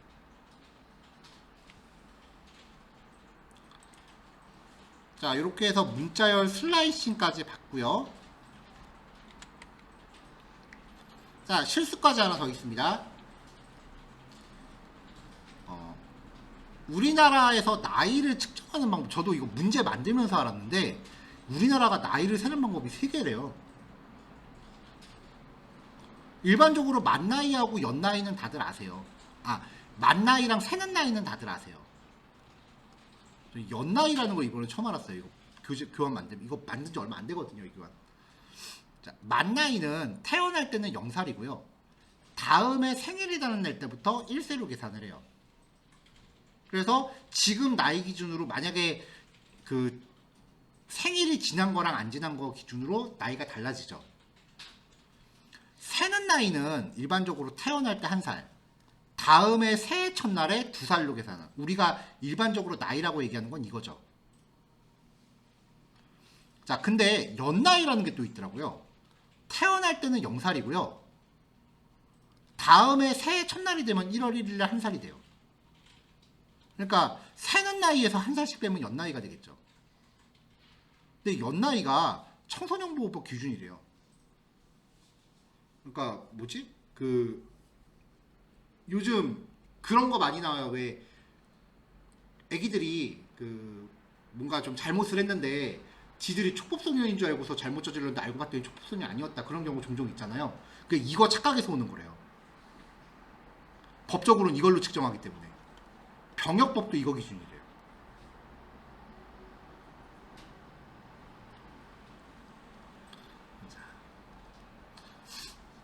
자, 근데 우리나라 6월달부터 이제 만 나이로 전환 예정이라고 알려져 있죠. 그래서 다 같이 1살씩 이제 나이가 깎이는. 그래서 학교 다닐 때 어제까지는 친구였는데 갑자기 다음 날부터 형이 되는 그런 일이 발생할 수도 있습니다. 이제 우리가 나이가 똑같으면 친구라고 부르는 그 기준은 이제 애매모호해질 거고요. 앞으로는 너 몇 살이야가 아니라 너 몇 년생이야로 물어볼 거예요, 아마. 그렇게 되겠죠. 자, 요 내용을 기준으로 해서요. 사실 이 문제를 만들어야 되나 말아야 되나 되게 고민을 많이 했어요. 왜냐면은 예전부터는 많이 쓰던 문제였는데 이게 새는 나이라고 하는 기준이 없어지면 이 문제가 사실 효용성이 별로 없거든요. 하지만 슬라이싱을 처리하는데 가장 좋은 예시이기 때문에요. 자, 사용자한테 연, 월, 일 형식으로 구성된 8자리의 생년월일을 입력을 받으시고요. 문자열 변수 벌스데이에 저장을 하세요. 벌스데이 변수를 써서 새는 나이를 구하시고 그 결과를 출력하세요. 자, 요게 과제입니다. 자, 실습은 제가 봐서 20분이면 될 것 같고요. 요거는 한 15분 정도 시간 할애할게요. 금방 하시는 분들 아마 금방 하실 거예요. 그러면은 지금이 5시니까요. 실습 20분, 문제 15분 하면 35분이죠. 35분에 요거 풀이하고 수업 마치는 걸로 하죠.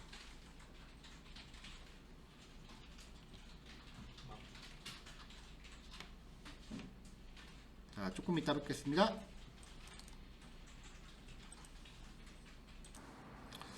자, 문제 풀이하고요. 마무리할게요.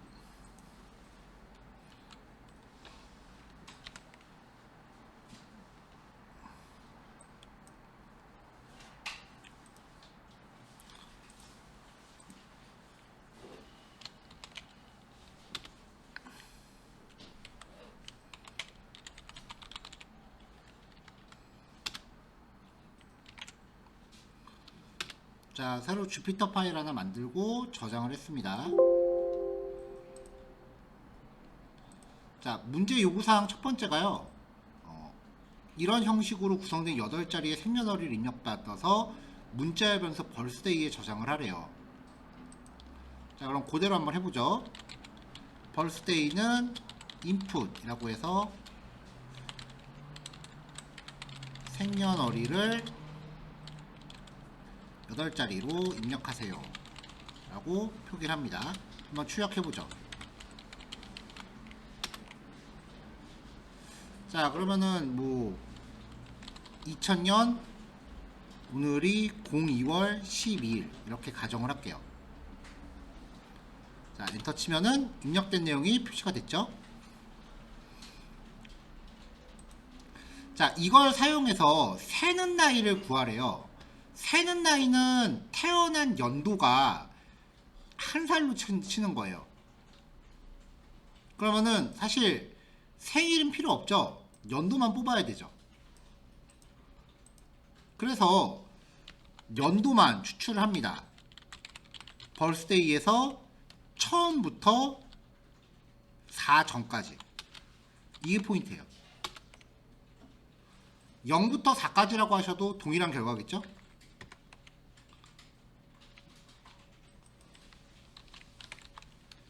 자, 혹은 처음부터 4까지. 자, 이걸 가지고 현재 연도랑 이제 버무려서 계산을 해야 되는데 문제는 이게 지금 문자열이라는 거예요. 따옴표 쳐져 있잖아요.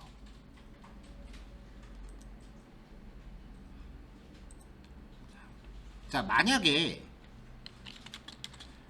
지금이 2023년이니까 2023 빼기 YY라고 해서 age를 출력하면은 에러 납니다. 왜냐? 이 YY가 지금 문장이니까요. 그래서 얘를 정수로 바꿔서 계산을 해야 돼요. 자, 이렇게 이제 직접 바꾼 결과를 연산에다 넣으셔도 되고요. 아니면 변수 하나를 새로 만들어도 되겠죠. y 넘은 int yy 라고 해서 출력을 한 다음에 다운표 벗겨졌죠? y 넘으로 계산을 합니다. 자, 그러면 이거는요 연나이에요. 그게 무슨 말이냐? 만약에 오늘 태어난 애다. 2023년 02월 12일이다. 라고 해서 계산을 해보면 2023년 02월 12일. 자, 이렇게 계산을 하면은 이대로 계산하면 빵살 나와요. 오늘 태어난 애는. 근데 연나이는 태어났을 때 한 살로 친다 그랬죠. 그러니까 1을 더해줘야 됩니다. 그러면 이제 한 살로 치죠. 자, 그럼 다시 실행해 볼게요. 2000년 02월 12일에 태어난 사람이다 라고 하면, 자, 24살이라고 계산이 되죠.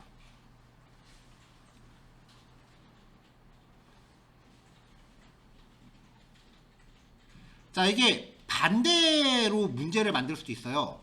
나이를 입력받아서 세는 나이를 입력받아서 태어난 연도를 계산하시오. 또 돼요.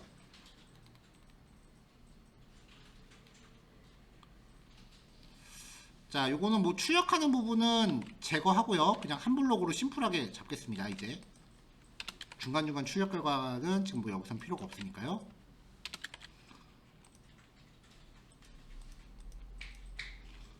자, 이렇게 해서 2000년 02월 12일이라고 입력하면은 24살 이렇게 바로 출력되게 정리를 좀 했고요. 자, 반대도 한번 해볼게요. age는 input 나이를 입력하세요 라고 했을 때 태어난 연도를 계산해보죠. 자, 이것도 지금 문자열이니까 문자열이죠. 그럼 숫자로 바꿔야죠. a 넘은 input age 라고 해보겠습니다. 그래서 태어난 연도 변수는, 자, 2023에서 a 넘을 빼는데, 그럼 태어난 연도가 나오는데,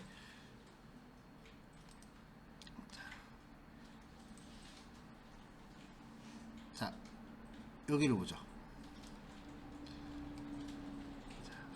태어날 때부터 한 살로 계산했기 때문에 지금 원래 빼줘야 되는 값에서 1이 더 추가된 거죠. 그러니까 요거는 우리가 구해야 되는 값에서 1이 더 추가된 결과죠. 지금 태어날 때부터 한 살이니까. 그러니까 여기에서 a 넘을 바로 빼버리면, 나이를 빼버리면, 이게 우리가 흔히 말하는 세는 나이를 여기서 빼면은 원래 빼야 되는 값에서 1을 더 빼는 꼴이 돼요. 요 플러스 1을 그대로 빼는 꼴이 돼요. 그러니까 예를 들면은 22를 빼야 되는데 23을 빼게 돼요. 그래서 여기도 플러스 1에서 보정을 해줘야 돼요. 자, 플러스 1. 아까 2000년생이었죠? 자, 24살 입력하면, 아, 출력을 안 했네요. YY.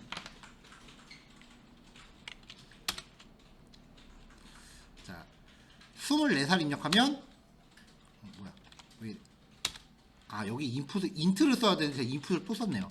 인트. 자, 24살 입력하면 아까 2000년생이었죠? 2000 나오죠.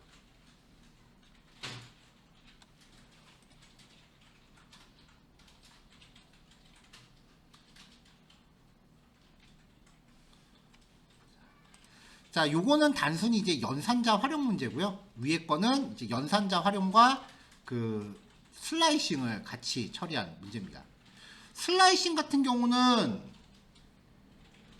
글자 수가 딱딱 정해져 있는 경우에 활용도가 높아요. 한 가지 더 얘기해 볼까요? 자, 보통 이제 요즘 그 본인 확인 같은 거 할 때 주민등록번호를 풀로 수집하는 거는 금지가 됐기 때문에 생년월일하고 그 다음에 뒤에 주민번호 첫째 자리까지 입력을 한다고요. 그러면 나이를 계산할 때는 뭐 그렇다 쳐도 K라고 하죠. 인풋 생년월일 플러스 주민번호 첫자리, 주민번호 뒷부분에 첫 글자를 입력하라고 칠게요. 그러면 입력받은 거에서 어차피 처음부터 네 글자 뽑는 거는 나이 뽑는 거랑 똑같으니까 젠코드는 K에서 -1. 그러면 이거는 뭐 2000년도 02월 12일이고 뒤에 첫 글자 0212 그리고 뒤에 첫 글자라고 하면은 마지막 한 글자를 뽑았을 때는 이걸 가지고 성별을 판별할 수 있겠죠. 자, 우리가 그 다음 시간에 조건문이라는 거를 이제 공부하게 되면은 이 예제가 완성이 되는데요. 생년월일 앞에 입력하면은 000212잖아요. 앞에 뭐가 입력됐건 간에 뒤에 나오는 글자가 1이거나 2면은 남자이면서 여기 뽑은 거에다가 이 뽑은 거를 이제 x라고 칠게요. 1900 더하기 x입니다. int x. 그 다음에 3, 4로 치면은 2000 더하기 int입니다. int x. 2000년도 이후 출생자는 주민번호 주제라가 3, 4잖아요. 그러니까 만약에 이게 1일 때 혹은 2일 때 혹은 3일 때 혹은 4일 때 요 네 가지 케이스를 구별해야 된다는 거예요. 그래서 요 문제의 완성형은 다음 시간에 우리가 조건문이라는 걸 본 다음에 다시 제시가 될 거예요. 참고로 보통은 이렇게만 하는데요. 우리나라 주민번호 1, 2, 3, 4, 5, 6, 7, 8, 9까지 있습니다. 뒷자리요. 보신 적 없죠? 보신 적 있으신가요? 뒷자리가 5, 6, 7, 8인 경우. 외국인이 귀화하면 이렇게 보여줘요. 그리고 9로 시작하는 경우는 아마 지금 생존해 계신 분은 안 계실 거예요. 1900년도 이전 출생자분들은 주민번호 뒷자리가 9로 보여요. 프로그래머는요, 굉장히 많은 경우의 수에 대비를 해야 돼요. 그래서 이런 것들을 다 상식적으로 알고 계셔야 돼요. 만약에 예를 들어서 내가 전문 개발자다. 근데 우리 회사에서 이번에 병원 업무관리 프로그램을 납품해야 된다. 그럼 병원 업무를 표현해야 되는 거잖아요. 각종 의학 용어를 꿰게 돼요. 프로젝트 한 6, 7개월 하게 되면. 제가 진짜로 작년에 법무법인 홈페이지를 만들었거든요. 외주받아서. 팔자에도 없는 법조 용어를 다다다다 외우게 되더라고요. 물론 지금은 다 잊어버렸습니다. 이렇게 굉장히 다양한 분야를 이제 접하게 돼요. 간접적으로.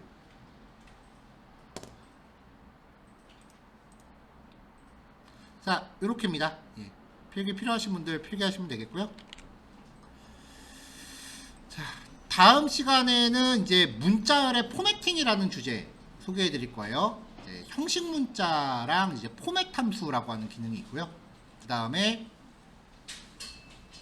조건문이라는 주제, 그리고 반복문이라는 주제에 대해서 이제 다루게 될 겁니다. 이제 거기까지 완성이 되고, 그 다음에 조건문하고 반복문 하기 전에 그 다른 자료 구조가 또 있네요. 그 리스트하고 딕셔너리라는 주제를 먼저 다룰 거예요. 다른 프로그래밍을 하셨던 분들은 배열하고 그 다음에 맵이라고 보시면 돼요. 걔네들에 대응되는 게 파이썬은 리스트하고 딕셔너리입니다. 그 다음에 이제 조건문, 반복문. 거기까지 되고 나면 이제 지금은 사실 예제가 좀 쉽잖아요. 그때부터는 그 연습 문제가 굉장히 다이나믹해집니다. 한 2, 30문제 정도 만들어 놓고 있거든요. 그 중에 이제 몇 개 선별해서 이제 소개를 해드릴 텐데 기대하셔도 좋을 겁니다. 자, 오늘 수업은 여기까지 하고 마무리하겠습니다. 예, 한 주 주말 동안 나오시느라고 고생 많으셨고요. 영상은 아마 늦어도 내일 오전까지는 업로드 될 겁니다. 보통 이제 오늘은 제가 깜빡하고 그냥 가서 어저께 영상은 오늘 오전에 올렸는데요. 보통은 집에 가서 새벽에 올리거든요. 그럼 아마 내일 오전에는 다시 확인하실 수 있을 거예요. 자, 고생 많으셨고 다음 주에 뵐게요. 수고하셨습니다.